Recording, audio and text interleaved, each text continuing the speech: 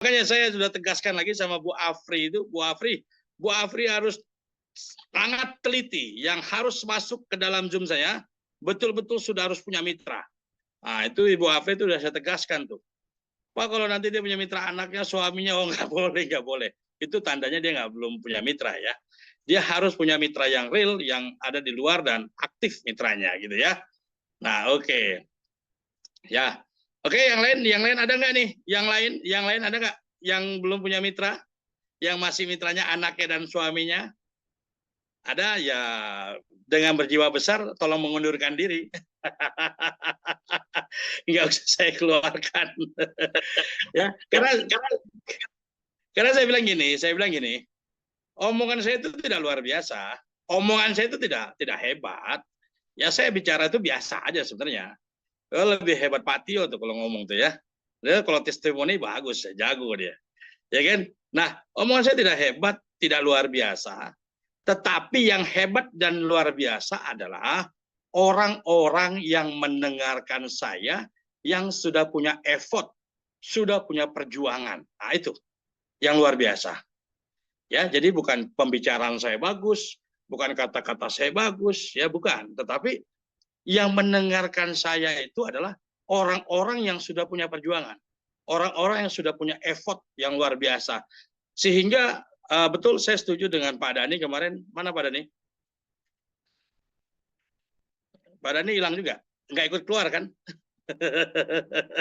Ya, Pak. Apa ngambek gara-gara mitranya keluar? Ada, Pak, ada, Pak.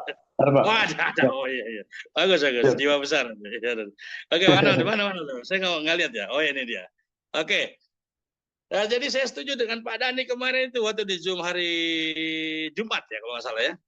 Beliau closing statement. Anda kalau masuk Zoom tuh, itu kamera tuh jangan muter-muter gitu loh. Ke sana, kemari, ini, nanti tidur lah, telentang, segala macam. Ya, jadi kalau Anda mau masuk Zoom, di kamera itu harus standby. Harus standby, harus betul-betul fokus, harus betul-betul mendengarkan. Itu adalah bagian daripada sikap. Nah, itu saya setuju tuh sama Badan itu. Jadi kalau misalnya Anda mau masuk Zoom tapi males-malesan, apa nggak jelas, udah nggak usah masuk mendingan. Wah, dasar galak ya. Galak Badan nih. Ya, kenapa? Karena Ya, memang gini, jujur saya katakan bahwasanya di Yuan Coin ini bukan hanya sekedar kita mencari duit. Ya, duit. Kalau cari duit banyak ya. Banyak sekali cara mencari duit. Betul nggak? Banyak sekali. Kita main beo hantu juga dapat duit kok, ya kan? Tetapi pertanyaannya adalah kita punya sikap, attitude yang baik, ya, sehingga ketika kita megang duit, ya, ketika kita punya duit, duit itu bisa dimanfaatkan dengan baik. Nah ini sekali lagi, makanya kadang-kadang orang-orang berpandang begini, gue mah takut kaya gitu ya.